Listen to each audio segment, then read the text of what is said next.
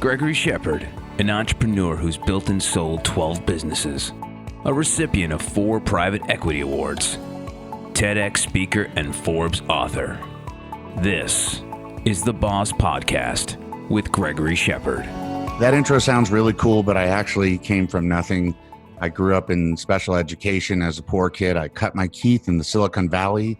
Why am I doing this? I want to solve the problem of the 90% failure rate of entrepreneurs. I think it's unacceptable. By doing so, I think I'll also be able to help out with wealth distribution. I want to help more entrepreneurs succeed. We're talking to entrepreneurs, investors, and thought leaders. I want to introduce Randall LaVeau. He's the best marketing guy I've ever seen. He was part of Magento when later sold to Adobe for almost $2 billion, and then headed up a marketing practice at Sales Benchmark Index. Randall, how are you doing today? Very good, Greg. Thanks for having me. Randall and I are going to talk to Scott Tait. Scott is a retired captain of the most sophisticated ship in the Navy. And even though he's very, very humble, I have to tell you, some of the stories I've heard are heart-stopping. What he had under his command is just absolutely mind-blowing. He's currently the executive director of the National Security of Innovation Catalyst, located here in San Diego at UC San Diego. I am really excited, and I hope everybody gets the gravity of this guest. Thank you, Scott, for joining us. Hi, Greg. Thanks very much for having me. Scott, before we get started, can you tell us a little bit about what Catalyst does? So Catalyst is essentially a network of networks, and its mission is to connect national security users or practitioners with innovative technology from the region's entrepreneurs and research universities. And to do that, we bring in investment as needed, and then we help them craft a path to acquisition so that those become enduring capabilities that are available to the end users. I'm sure that people are asking why Catalyst would be based in San Diego and not Washington, D.C. I think most people think of San Diego being, beaches and bikinis. Well, beaches and bikinis are obviously a big part of the decision, but there's a bit more to it than that. We have a unique position here in San Diego on one of our nation's most challenging land borders. There's a lot going on that border. We also have one of the most challenging maritime environments, where you've got commercial shipping, commercial fishing, research, all sorts of different types of recreation there that have to be managed and balanced. Then we've got the port and the airport. So if you put all that together, what it means is that we have a really unique blend of national security practitioners that don't just include DoD, although the Marines and Navy are here in large numbers, but we've got some pretty unique presence by the FBI, the Center for Disease Control, Department of Interior, Department of Justice, and we found that there is a large overlap of the technologies that all of those customers are looking for and what's resident right here in our natural ecosystem. So, Scott, you served 27 years in the Navy, and before I go any further, thank you so much for your service. How does the military background that you have prep you for and translate to, the world of business? How did you make that leap, and how do they translate together? Well, I think fundamentally, you're right. I had the privilege of serving 27 years, and fundamentally, there's a lot of commonality there. You have an objective. You have something you want to get done. You have to plan to do that. You have to organize a team. You have to lead that team. They have to have trust. You have to communicate with them and constantly be able to receive feedback and then iterate on your plan. So aside from the fact that the mission is a little different, the process of achieving it is very similar. Yeah, I think a lot of the stuff translated across. When we met, we started talking about Boss and the military, and it was just a really cool blend of experience that you had and the stuff that I was talking to you about. A lot of the listeners may not know, but Scott commanded the Navy's largest, most expensive technology advanced warship at a time. Maybe you could talk about that a little bit, because for me, I was really entertained by that. Yeah, it was entertaining. So just to set the record straight, not quite the largest, not quite the most expensive, but USS Zumwalt is probably the most technologically advanced ship we have out there. She's not as big as a carrier, and she's not quite as expensive as one of the ballistic missile subs, but she came in at somewhere around $4.2 billion. She also has 20 years of design and development in her, and 12 truly new technology groups, along with a very unique manning principle. So we had a much smaller crew size than the average ship, so we had to rely a lot on automation. I guess if there's any corollary of things that you could learn there that are applicable to business, is that we've transitioned from an age where it was about training, where you used to take your human beings and say, all right, when you see this stimulus, I want you to have this response. And we now live in a world that's all about education. People have to be thinking for themselves. They have to be sensing their environment, responding to it, and working with technology instead of just thinking of themselves as users of technology. Oh, that's interesting. So one of the things I wanted to ask you in your place of business and what you guys are doing in your platform of platforms and network of networks, how has this pandemic impacted what you're doing and what sort of changes and pivots are you seeing out there? So it's really been wonderful to see the Catalyst Network come together in the face of the COVID crisis. Within the first couple of weeks, we were able to bring investors together as donors to prototype some unique ventilators that UC San Diego's School of Medicine and School of Engineering got together to design, and those are now being produced and available here, not only in California, but for developing nations also. We were able to find some companies that got together and came up with some disinfectant, which doesn't sound like a big thing, but when you look at disinfecting electronics and airplanes and ships and stuff, you don't want things that are chloride based because it's too corrosive. So they were able to put together a solution based on iodine. It's in production already and it'll be in use. And then we've found some training companies to help our national security practitioners stay sharp while they can't do their traditional training. So Brain Training, a company called NeuroTrainer that specializes originally in professional sports, has adapted their product to help folks across the first responder community stay sharp while they can't train. Now, if there's anything that we've learned in helping to manage the companies, kind of the four-phased approach that Greg and I have talked about in the past that mirrors what we would do in the military in this type of crisis. The first is help the company to do damage control and just kind of set boundaries, figure out what they've got that they can work with and staunch the bleeding. The second one would be to stabilize their situation, get their people informed, repurpose whatever they can repurpose to keep cash coming in and keep customers connected. The third one being seize opportunities, because there never is a crisis that doesn't present some opportunities. There's going to be new pain points. There's going to be new things that they can go after, new ways to do it, the opportunity to insert technologies in a way that might not have been possible before the crisis. And then finally, a deliberate transition back to whatever your new normal operation is going to look like. Starting on day one, thinking about what that new normal is and being very sensitive to your market is kind of key. Then making the decision to get out of crisis operations and get back to business as new normal permits. So we're working with our companies specifically to kind of help shepherd them through that process and help leadership internally guide their company through those phases with the understanding that different parts of the company are going to be in different phases at different times. So for example, your finance folks may be in damage control mode for quite a while, but the second you start to see new opportunities, you want to be pushing your sales folks and your development team into that area as quickly as possible.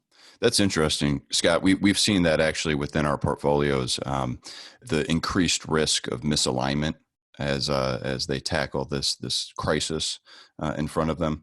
In your four-phased approach to crisis management, how would you encourage people to maintain a level of alignment that doesn't end up ultimately negatively impacting the business? I think leadership in any crisis is about communications. You got to be communicating not only internally with your team to keep them aligned, but also with your external stakeholders, whether they be investors or your customers. The single most important thing in times like this is communicate, because it's better to over communicate than to under communicate and leave people guessing.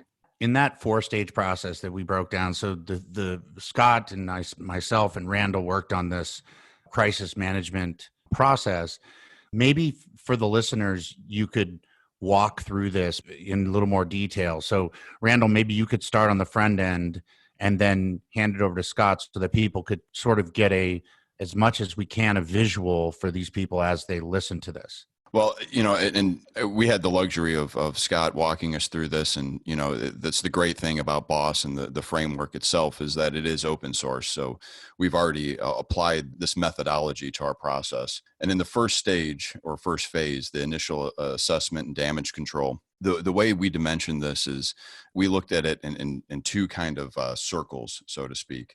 And one is the circle of concern, and the other is the circle of influence. So this comes from Stephen Covey's 7 Habits of Highly Effective People. And in the circle of concern, these are factors that we cannot control. So when you're initially making the diagnosis of the crisis and assessing the damage, you want to quickly move the things out of your field of vision, the things that you're focusing on, and move those things that could potentially reduce activity efficiency or decrease productivity. Put those in the circle of concern, the factors that you can't control. And then what you do with your circle of influence is you contract it. So you narrow down a list of the things that are most critical. And we actually have a process to go through that in which you dimension all the missions and objectives and tasks that are associated with those factors of control that you have. At that point, you're then able to move to the next step, which is stabilization and crisis pivot. So Scott, you want to talk about crisis pivot? Sure. The crisis pivot is really how do you adapt your business on the fly with the assets that you have to not just deal with the demands of the crisis, but also to serve your customers and take care of your stakeholders as you figure out how you're going to adapt to a post-crisis world. You know, we asked ourselves that same question, or went through a similar process when we got to that phase. And the 3 questions that we kind of looked at are, what is your service and how does it add value to customers in this crisis that we're living in today? How has it shifted? Why should they engage with your company or product or service, right? And why should they do it now in light of this pandemic? And then who are the target buyers and what are their new motivations, right? And so when we asked ourselves these 3 questions, when it came to actually shifting into crisis mode, we knew the areas that we needed to focus on. So one, we definitely needed to have a new message, right? The buyer behaviors and motivators of our core audience had absolutely changed. So reestablishing the brand message, updating and optimizing existing content that's out there, right? Those are all things that derived from this process. Another area that we had to look at is the go-to-market shift. Clearly, any businesses that are accustomed to face-to-face selling today need to make a significant adjustment. So this virtual aspect of the go-to-market plan is paramount for most companies today, and it's a big shift to take on. So, you know, identifying the channels that you can now push your message, your product through, and making sure that you have the support around it, meaning the systems, the resources, and the infrastructure to be able to handle that. All very critical. Yeah, I mean, we have put together, just so people know, we put together a whole webcast for this. It's GregoryShepard.com/COVID-19. And on that website, you can register and we give you the templates and we give you a webcast in order to try to help people out with this pivot. And what we're talking about is the change between business as usual and, you know, in the BOSS formula, having your North Star and having your strategy and your execution process and going through that, and then having something interrupt that, like a pandemic, something that just sort of steps in the way and T-bones you on a random Tuesday afternoon. I had in 2008 that happened. Even though you see it coming, it snuck up really fast. And at that point, I had a business with a couple hundred employees, and it was very difficult to pivot something like that at that time. And then we had 9/11, which was a setback for us. And then before that, the dot bomb was the technology version of the 2008 recession. So when you have business as normal and you have to sort of set back, right? You have to stop for a second. I did some interviews with some firefighters. And the interesting thing that I learned from them is I said, you know, when I was trying to figure out, how do you guys do business? You know, how do you go through it? My terminology of doing business. And after they finished laughing at me for saying that, they said, well, there are fires that happen and we don't actually try to put out the fire. The first thing we do is we try to prevent the fire from spreading. If we try to put out the fire, then we just chase it and it just keeps running ahead of us. So they said, you have to let the fire burn and then you have to get containment. If the containment area is a square, then one line is 25% containment, 2 lines is 50% containment. And so the most important thing is to draw those fire lines, right? So that the fire can only go so far and then sort of zoom in and focus on that. And I'm assuming that, because it seems like in the interviews that I've done that the military has similar strategies. And I'm wondering, you know, if you get caught in that oh shit moment, because I have a lot of businesses that are just caught there going, holy shit, and just out of nowhere. And how would you handle that in the position that you're in? And I'm assuming you've been in many times, Scott, out there in the field.